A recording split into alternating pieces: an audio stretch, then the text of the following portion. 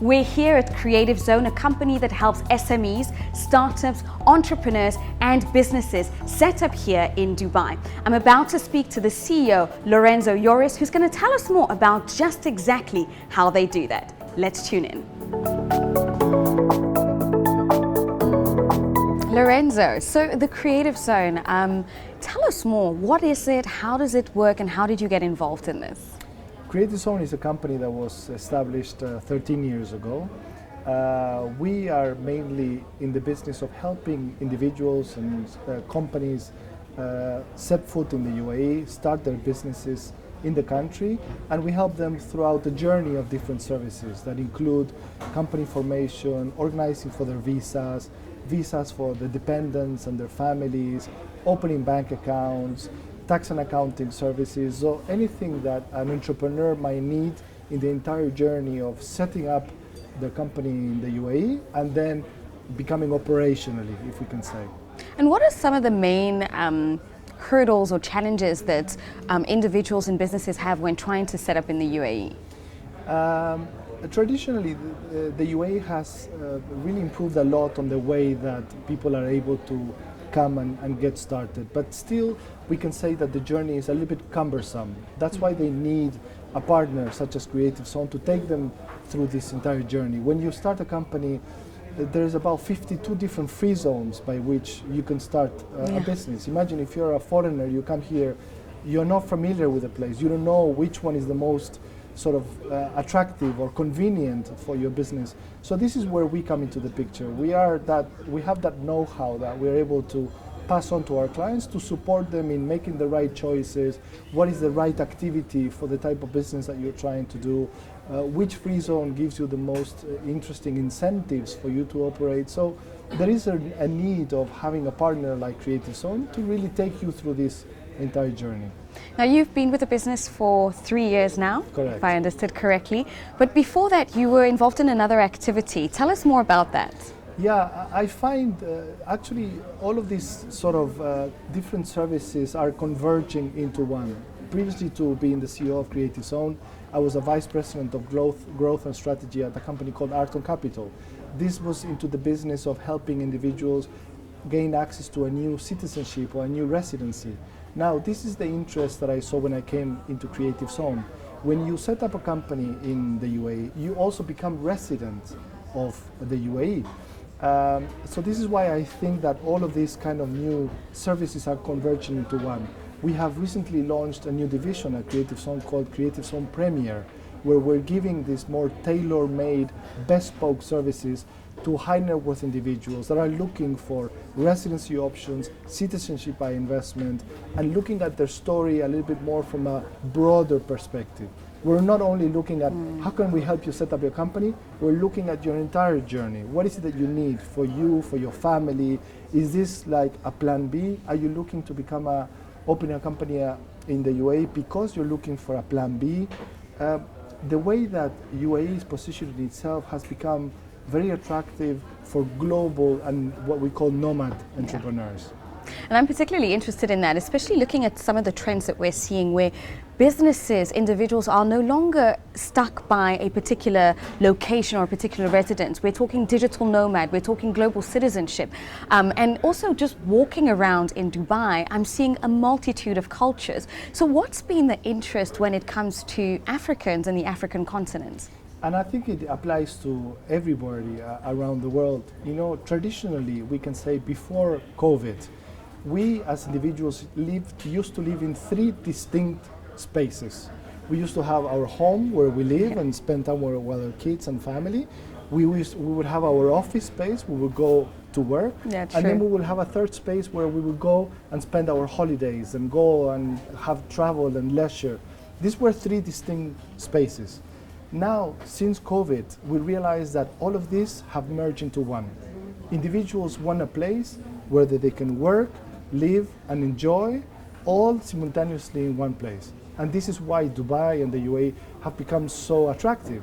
It's because you have everything. It's a holiday destination, you have the beach, you have great weather, you have very attractive tax incentives where there's 0% tax, individual and corporate tax, although in 2023 there is a tax being implemented to corporations.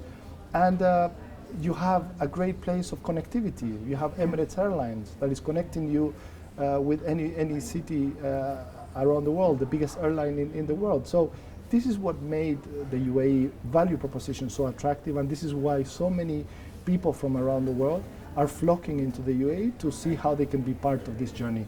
Add to this other elements like political stability, economic stability, being part of a very affluent market of the UAE and Saudi Arabia being the biggest exporter of oil.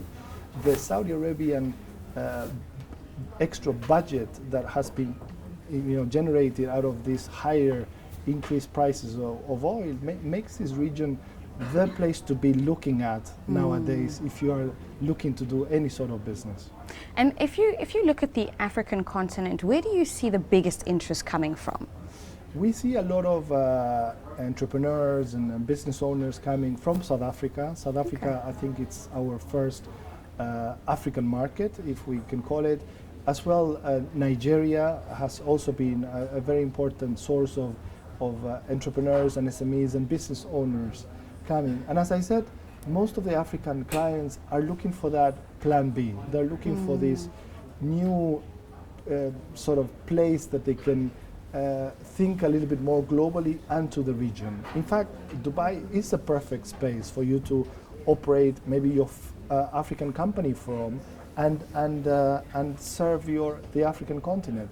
You could be an e-commerce company operating out of Ghana, but your company could be registered in the UAE, and you can serve the whole African continent through your company based here. And you mentioned it earlier, and in some of the conversations that we've had, this has come up quite a lot. The proximity, geographical proximity, the fact that there is Emirates Airlines, that you can be from South Africa to Dubai in just 8 hours, and to connecting to a lot of other African cities. In terms of that, actually, because the other part of it is the cultural aspect, how would you characterize what you've seen from a cultural integration of African entrepreneurs coming to operate in Dubai? That's a very interesting question, and without becoming too politically exposed on how to answer that, I've been part of the African story in the sense of in the past through some other work that I used to do in media. I went around and I traveled around 80% of the countries in Africa, and I've seen sort of the dynamism of people there, the governments and their interest in different markets. Traditionally, yes, they've been exposed to the Americas and to what Europe has to offer. We know that 15 years ago or so, China started playing a very important role on their drive in helping Africa develop their infrastructure projects, and they played an important role. But I know that Africa always looked at the Middle East with an eye of curiosity and on wanting to say, you know what, these people are very friendly, they're very down to earth, their approach is very, very, very amicable, and that's what I like about this part of the world. When I first came here 15 years ago, the way that people get treated, how the local community opens their doors to you, I've never seen anything to this level, and I think Africa has seen this, and it's only the last 10, 12 years that I've seen that Africa is like, you know what, let's engage more with this part of the world. And you've seen massive investments from DP World and big companies from the UAE investing in ports and infrastructure and hotels industry. And I think Africa realizes that, you know what, it's not so all about the Americans and the Europeans, and I think the Middle East has a lot to offer. And I think this is what's been sort of in the agenda for both regions. Because you're also not from here, actually. Do you find that that's a selling point, the fact that it is such a diverse cultural melting pot? Indeed, I mean, 90%, or I think it's even more, 95% of the population from the UAE are expats, are foreigners. So it's by nature a very welcoming country. None of us are from here, right? So we all treat each other with the same level of respect, and there's no cultural issues here. Local people are as friendly as you can imagine.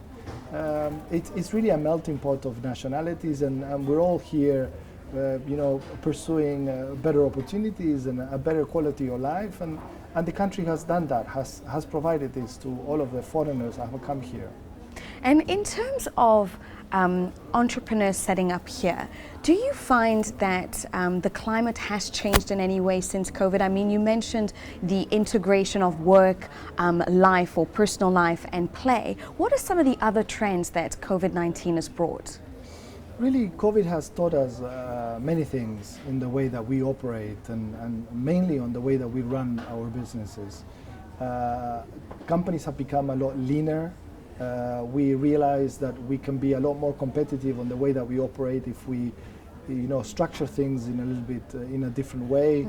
The concept of virtual companies is something that was there for 15, 20 years ago, but only now we realize that we can truly operate in an environment like that. So the UAE, and particularly Dubai, over the last 1 or 2 years, has introduced a set of reforms to make it more attractive for that kind of nomad entrepreneur that is thinking, how can I structure my business in such a way that I become more competitive and leaner? And they introduced new visa schemes, new company formation structures that make it a lot easier. Nowadays, there's about 6 or 7 different type of visa options for entrepreneurs. You have the golden visa that you can be a resident of Dubai if you have certain qualifications in terms of whether you are someone that is involved in sports or in the arts, or if you make a sizable investment in real estate, the government is willing to give you a 10-year residency visa for you and your family. So they're really constantly introducing this type of schemes to make it more attractive for people to come and become residents of the country. So in terms of the creative zone, I mean, we're in your wonderful space, in your office today. How many startups, entrepreneurs, businesses do you facilitate on a monthly basis?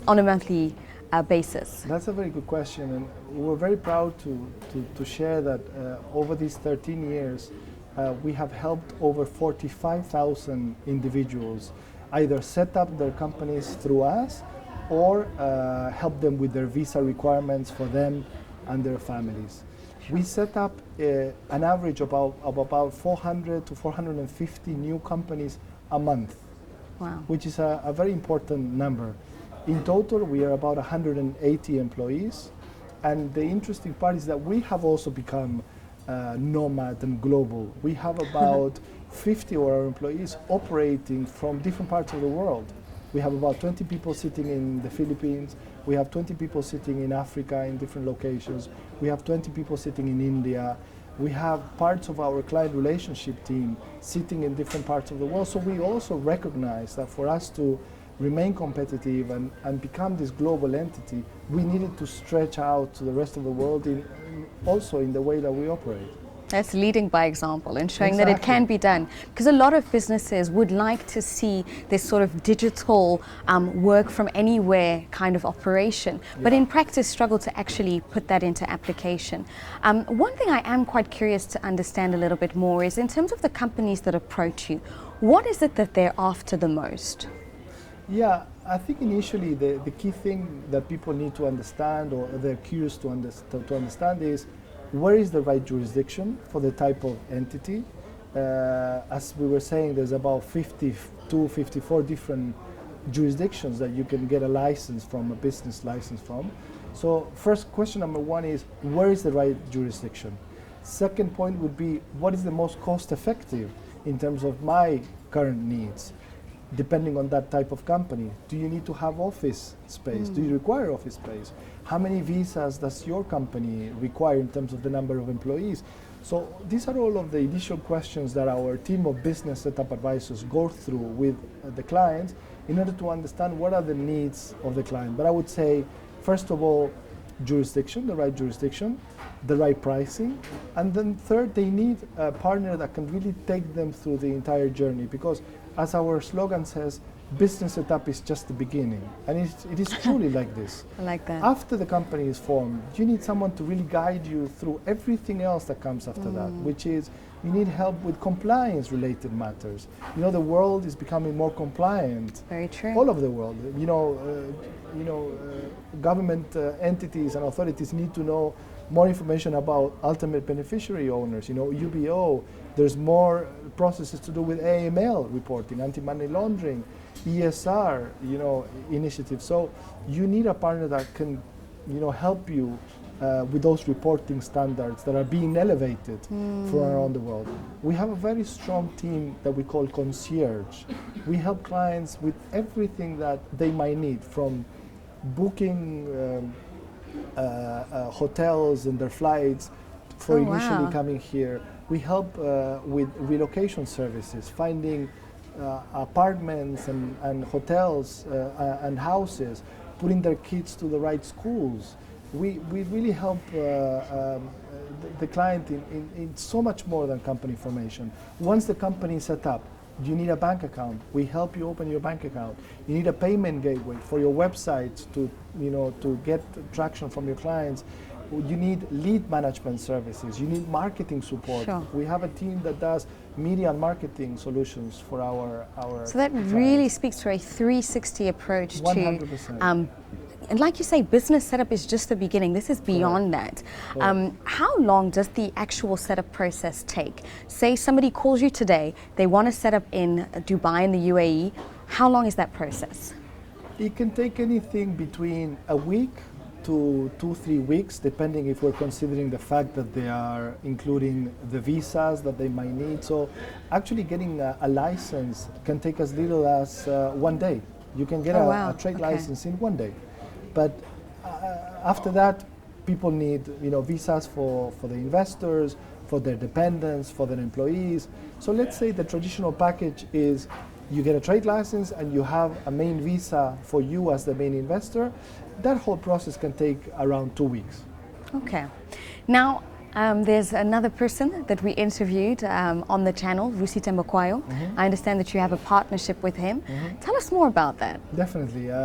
Vusi is a dear friend and someone that we picked up. I remember back in the day going through my feed and seeing this incredible young African entrepreneur speaking about entrepreneurship and so passionately. And we linked up with the concept of that we were both kind of having a similar speech. That was the notion of nomad entrepreneurship. He, as part of his sort of recommendations, he talks to people about how do you need to see the world as your sort of oyster in the way that you operate, and that for you to operate in this global village, you need to be lean, you need to be nomad. And the idea of Dubai came up. We had our initial discussion with him, he loved it, and he became our brand ambassador for Africa. We've done a series of webinars on this topic, and we really got a lot of traction through his involvement. And I mean, one thing that he said to me is the amount of connections and the way in which his business has been able to integrate into the ecosystem that is operating here at the UAE. How do you see that? Is this something that you also support SMEs, startups, entrepreneurs that are working with the creative zone? Yeah, absolutely. And in particularly with Vusi, the first thing that I did is I introduced him to 3 or 4 very important family offices from renowned sheikhs of the UAE, where I wanted them to see the African opportunities. I think both continents have something to give. Africa has a lot of opportunities to provide Middle Eastern investors. The Middle East is as an exporter of capital, it's an exporter of investment. Africa requires investment, but has a lot of resources and a lot of opportunities to provide. And I know that Vusi, through his My Growth Fund, he has a lot of this access to what those opportunities are, and I thought it was a good idea to connect him to possible investors from the Middle East. But that is the same thing that we do for our own clients. We created a concept called CZ Connect. All our clients, we put them in a database where they're able to connect with one another for leveraging on opportunities. We do monthly events on the topic of CZ Connect where people come together one-to-one to explore ideas. We created another concept called CZ Access, where if you become a Creative Zone client, we give you discounts from all our extended partners. Oh, wow. So when you become a client, we can give you discounts, preferential discounts from hotels, from travel. If you want to have a payment gateway, for example, our partner is Teller. They have a special package that Creative Zone clients. So for us, it's all about creating that sense of community. Whether it's someone with Vusi, and we will do that and connect them to the right people, or if it's a one-man show, small entrepreneur that needs this type of extra services. It's all about adding value to the relationship. No matter who you are, this is what we try to support with. And you touch upon an important point, the aspect of funding investment, that on the one hand the UAE is capital rich and the continent is ideas rich, resource rich.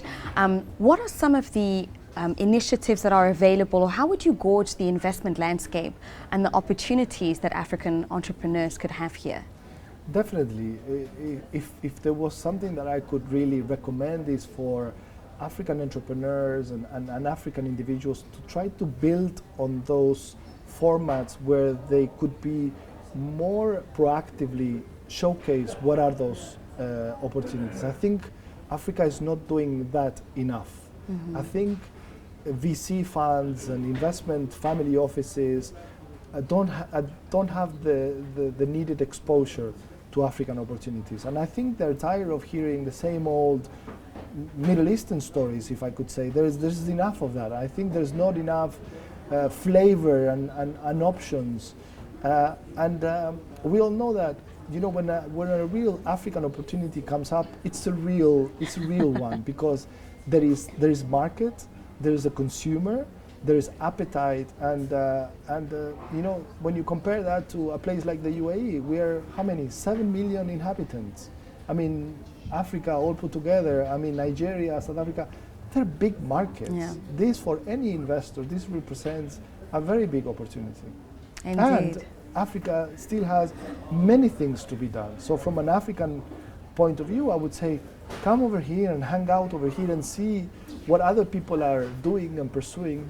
You're going to go back home with 15 different things that you will say, you know what, I could implement those things in my own continent.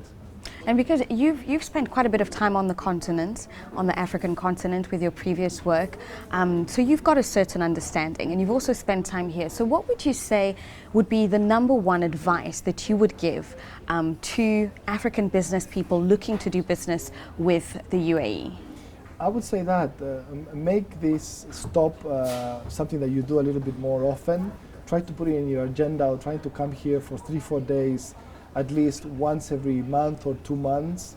Try to develop a network of connections and friends, and start using this part of the world as your second home, your second hub that you can operate from.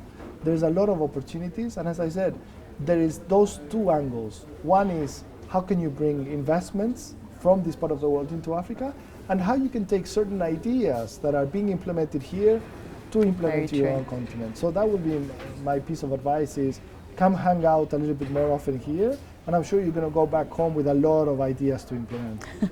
And so what's next for the Creative Zone? We keep on seeing ways on how we can increase our value proposition to clients. I don't want to give away too much on some of the things that we're working, but we have a couple of options that we're working on that are going to revolutionize in this industry. For us, it's all about creating this sense of community. We are traditionally, for the first few years when we started operating, we were just a corporate service provider supporting people that needed our services. Now we're looking at a much broader scope and say, how can we really be part of this entire ecosystem of people that are even thinking about starting a company? I don't want to be the people to think of when I need a company. I want people to think of Creative Zone when you're starting to think. So with that, we have so many projects. We're starting an accelerator program where we're going to go to 6 of the biggest universities in the UAE to do these demo days, pitch competition days. From there, we're going to select 1 university from each to go to a final, and we really accelerate 2 of the companies where we're going to give them a free trade license, Wow. office space, banking support, tax and accounting support. We did a similar initiative with women entrepreneurs last year. It was very successful. It was called She Leads. We accelerated 100 women entrepreneurs through a course of 1 month training courses done through webinars. So we really are going out of our means to really create that sense of community. That's fantastic. Well, Lorenzo, thank you so much for sharing more about the Creative Zone and yourself with me today. It's This an was absolute great. pleasure. Thank you so much for coming and considering us for this.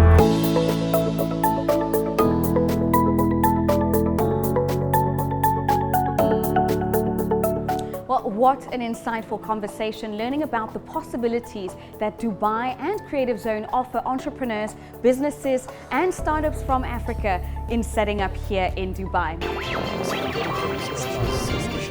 don't think we can